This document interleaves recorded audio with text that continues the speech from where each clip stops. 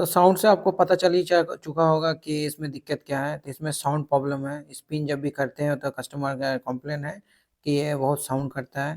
तो मशीन में कोई प्रॉब्लम नहीं है, इसमें प्रॉब्लम जो आ रहा है वो सेटिंग का है, मतलब कपड़ा जो है वो मिडल-मिडल में बैलेंस करके देना पड़ता है, तब जाके ये आवाज़ नहीं आता है। तो देख रहे हैं मशीन में कोई इश्यू नहीं है, हर तरफ से सही है। तो मशीन में कोई इश्यू नहीं था तो हम लोग क्या किए हैं, एक मिडिल में रख के देखे तो सही हुआ, कोई दिक्कत नहीं आया। तो कभी भी स्पिन में अगर अगर आवाज़ करे तो समझ लीजिएगा बैलेंस जो है वो डिसबैलेंस हो गया है, मतलब मिडिल में उसमें होना चाहिए उसका पूरा कपड़ा।